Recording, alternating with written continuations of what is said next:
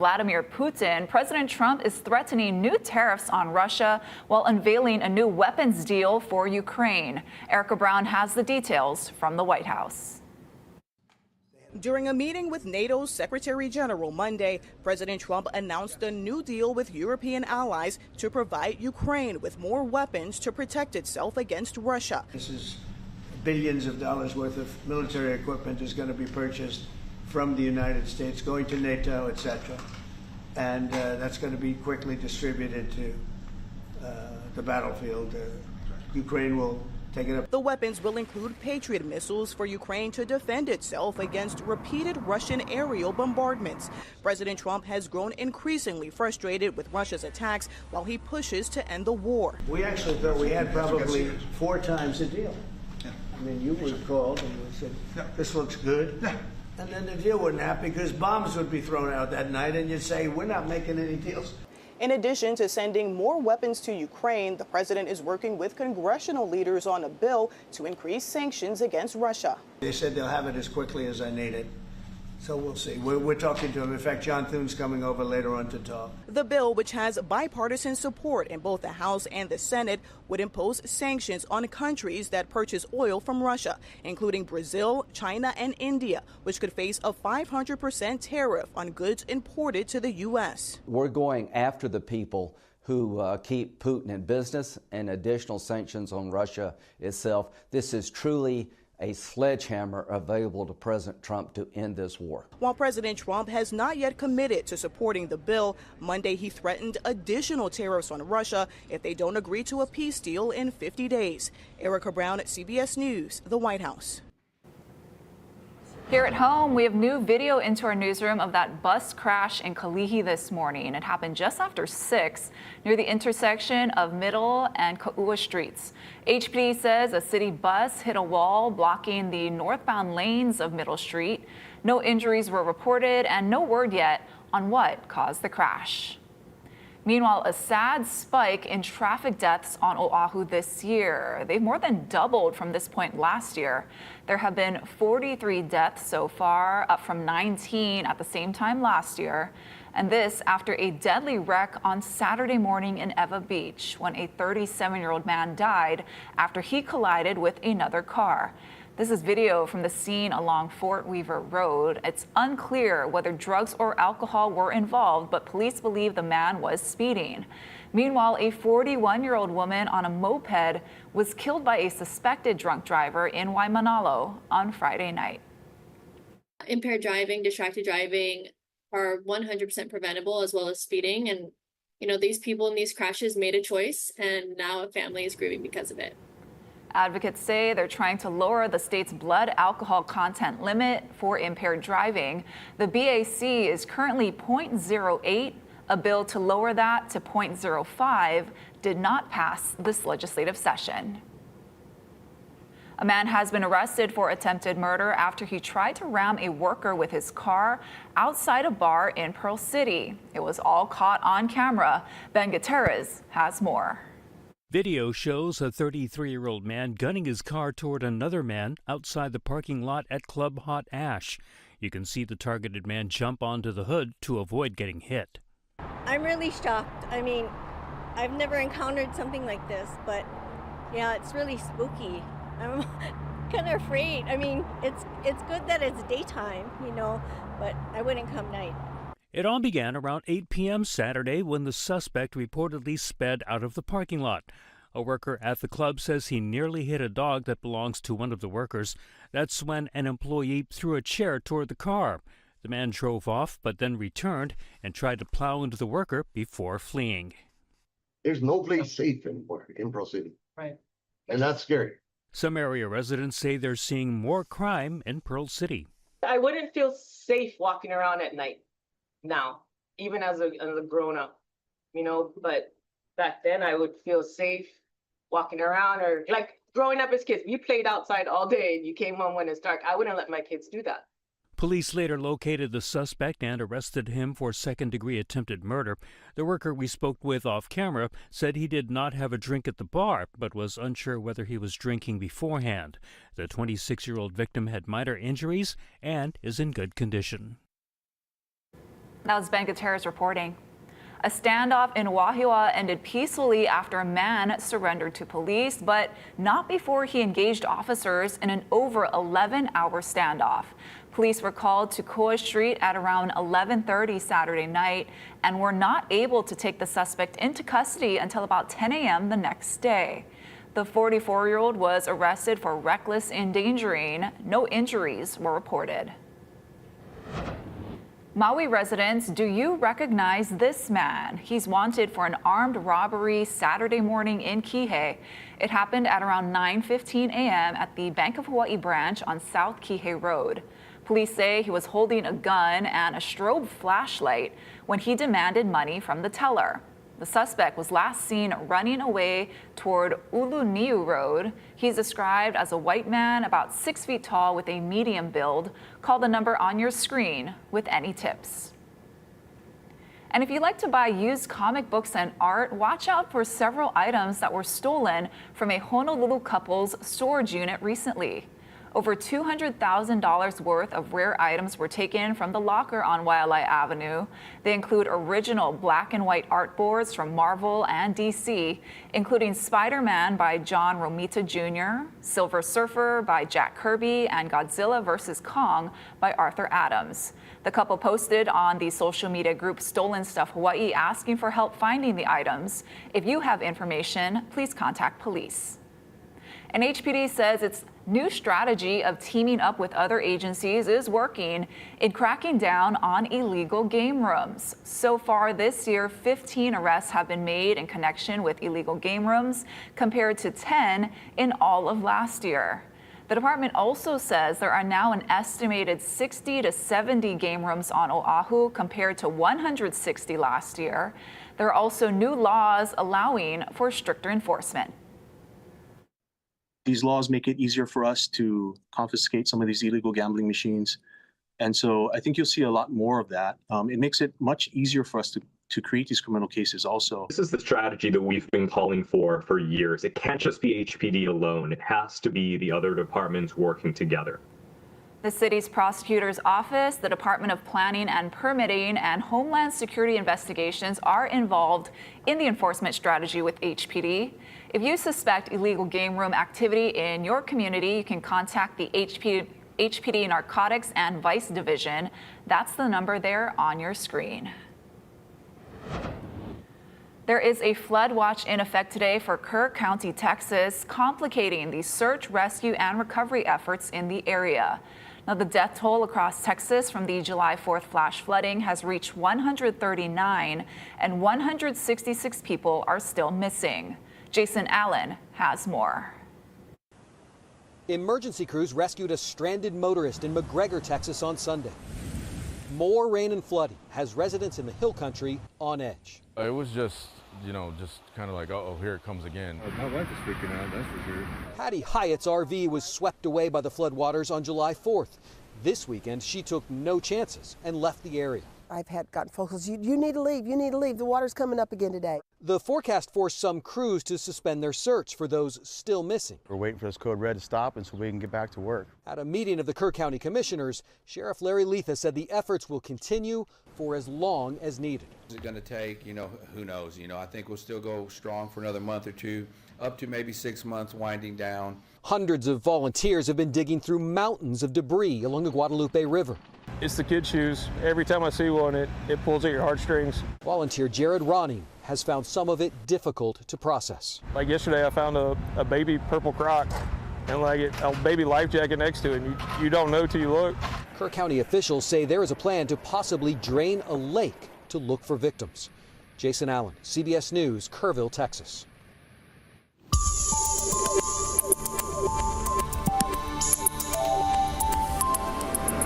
Happy Monday, everybody. Let's take a quick look at our first alert radar and satellite. Very quiet out there. This is how it's going to look going forward throughout this week and really into next week as well. We've got high pressure off to the northeast of the island chain, and this is just going to be anchored to the north of us, causing those trade winds to blow in closer to some breezy conditions in the afternoon. A little bit closer on our first alert radar and satellite. We've got some cloud cover along the over the last hour or so, but not much in terms of rainfall. A few sprinkles over near Hana, and of course course, it's been relatively quiet over the last hour or so over Hawaii Island and over on Kauai. Coming up in my full forecast, we'll take you to our hour-by-hour forecast and show you what you can expect throughout the rest of this week. Thank you, Drew. The deadline for Maui wildfire survivors to be part of the $4 billion settlement has been extended. Under the statute of limitations, victims had to file a lawsuit before August 8th of this year to receive compensation. But Judge Peter Cahill extended the deadline. More than 22,000 people have signed up so far. They now have until October 1st to sign a release and submit their claims. Maui attorneys say they are working as fast as they can. We all want to see Lahaina get rebuilt, and we all want to see the victims, get compensation so that they can begin to put their lives back together. And the only two ways to do that is to rebuild and to begin the healing process and get some closure, which means getting some payment out of the settlement fund, being able to rebuild your home, being able to rebuild your lives. So we've been pushing as hard as we can to get this done as fast as possible. Victims without attorneys will fall into a class action lawsuit. And tonight we'll hear more stories from Maui wildfire survivors in their own words. It's for NBC's new Survival Mode series, which highlights some of the most recent devastating disasters. Fire was taken off so fast, like within 10 minutes, it just seemed like every house on both sides of the street were all on fire. I decided to go and check out the neighborhood. I hop in my truck, get up to the first road, which is less than 30 seconds, make a right, and then everything is on fire. People were running out of their houses that were already on fire with their kids. People were screaming. People didn't know where to go. Oh my God. People just fleeing for their lives. So I immediately knew that, our house is going to be in this line of fire. From the very beginning, it was survival mode.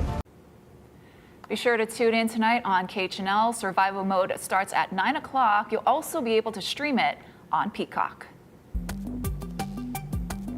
Well, head on. This is now. Massive fires are burning out of control at the Grand Canyon, destroying dozens of structures, including a historic lodge. Plus, as part of the push to revitalize Oahu's Chinatown, a look at the effort to build the community a traditional archway. We'll be right back.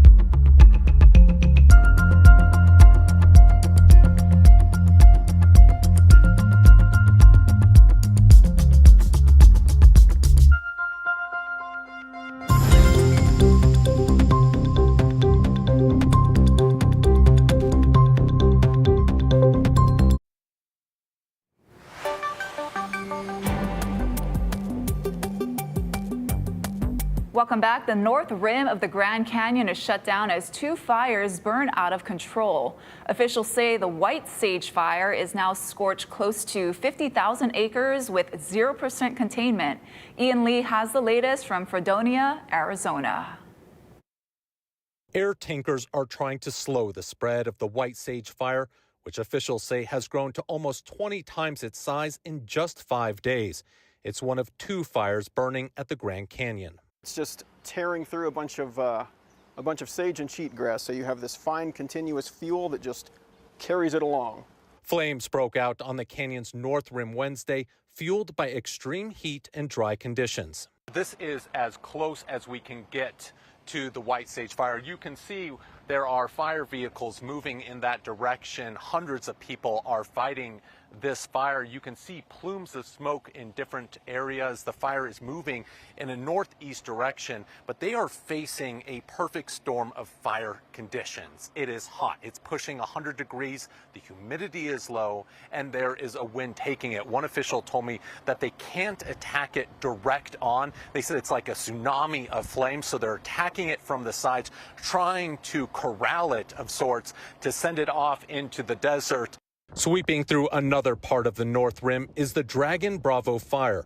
It destroyed the historic Grand Canyon Lodge, one of approximately 50 to 80 structures that have been lost so far. You know, one day your house is there, the next it's not. So that's really tragic. The U.S. Forest Service says lightning is believed to have started both fires. Ian Lee, CBS News, Fredonia, Arizona. Here at home, the state is looking for a new advisory board for the Hawaii Tourism Authority. Now, this comes after the agency's previous board was pushed out of their posts earlier this month as part of a plan by Governor Green to reshape the HTA. 12 spots are open, and we're told Oahu, Maui, Kauai, and Hawaii Island will each have representation. The board will help guide HTA towards its vision of holistically managing tourism and representing Hawaii's values to the world. If you think you're qualified, we've posted a link to apply on our website. A project aimed to revitalize Honolulu's Chinatown is a step closer to becoming a reality. Annalisa Burgos reports. The concept of the Honolulu Chinatown Kekaulike Archway project began in 2019 under then-Mayor Kirk Caldwell, who felt the district needed a distinctive gateway symbolizing unity and cultural pride. Hawaii has one of the oldest Chinatown in the world, and we don't have one. That's not acceptable. L&L Hawaiian Barbecue founder Eddie Flores is chairman of nonprofit A Better Chinatown Association.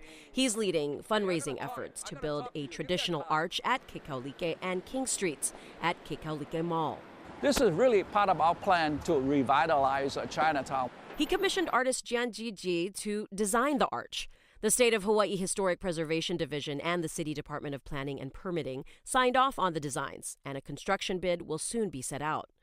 The arch is part of Phase 1. The hope is to have it up by June of next year, along with traditional red lanterns and banners honoring pioneers in Hawaii's Chinese community. For example, like Hiram Fong, the first United States Senator, Larry Ching, is very healthy, been donating everything. You know, Kukui built affordable housing in Kukui Garden that my family lived in for many, many years, about a block from Chinatown. Plans also include free walking and food tours, cultural activities, and craft fairs to showcase local artisans. It's all part of a vision to transform Chinatown into a vibrant community hub and tourist destination by the end of 2026. Flores hopes to raise at least $1.2 million for the 2-phase project. To donate, find a link on our website, hawaiinewsnow.com. Reporting in Chinatown, Annalisa Burgos, Hawaii News Now.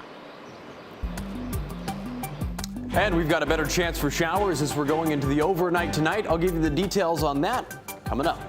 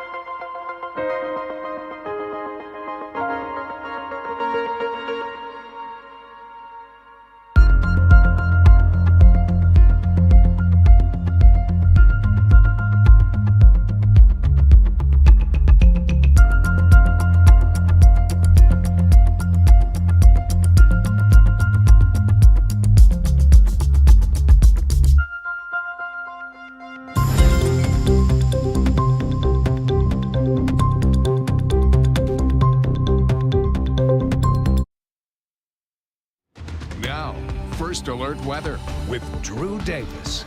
All right, well, happy Monday, everybody. Here's a quick look at our First Alert weather headlines. We've got moderate trade winds out there over the next couple of days, typical windward clouds and showers, but a better chance for showers as we're going into the overnight tonight and also throughout Tuesday. I do want to give you a quick look at that. So let's take a look at our hour-by-hour forecast, taking a live look out there from our tower cam. Really nice outside, around 83 degrees, and expanding this out throughout the evening. You'll notice we're going to continue to see green weather, maybe a little bit of breezy conditions this afternoon, and a better chance for those showers, especially over windward areas as we're going into the overnight. You can take a quick look at our First Alert Futurecast as well. We're going to go all the way into this evening.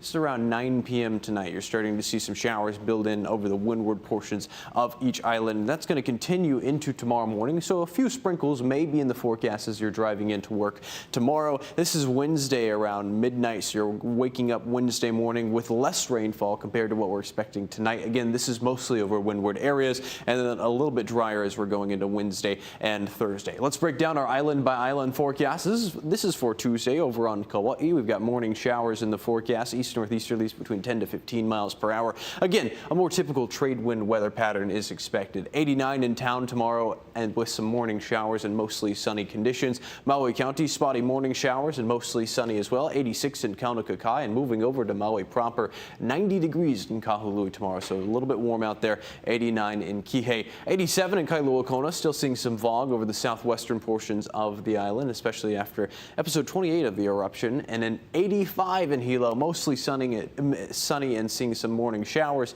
and mostly sunny and scattered showers over the northern portions of Hawaii Island, with some wind gusts getting closer to 25 miles per hour. Our surf and shoreline forecast, this is for this afternoon. West and south facing shores seeing a little bit of a rise as the south and southeast swell are moving in. East facing shores a little bit choppy. You can see on our First Alert windcast as well. Typical trades out there. This is this evening around 6 p.m., around 10 to 15 miles per hour across the entire state. Very similar forecast as we're going into Tuesday. This is around 5 p.m., a little bit stronger out there. But again, we're seeing typical trades out there. A little bit gusty in the afternoon, weaker in the overnight. Here's another look at our First Alert radar and satellite. We're not seeing much out there right now. A little bit quiet across the state. Not even many clouds in the sky. Zooming in a little bit closer towards Oahu, we've got some windward clouds out there. A little bit more sunshine over the leeward portions of the island. Similar over on Maui County, Hawaii Island, and over on Kauai. Not much rainfall out there right now. Here's our 7-day forecast. Again, we've got a better chance for those evening showers again as we're going into Monday and Tuesday, but a lot of sunshine during the day. Wednesday and Thursday, breezy trades, mostly sunny conditions. 89 for Monday and Tuesday, high temperatures out there, and then 88 as we go throughout the rest of this week. Thank you, Drew. A warm welcome for the Hokulea and Hikianalia cruise on the island of Moorea in French Polynesia. The cruise arrived Friday as part of the Moana Nui Akea voyage.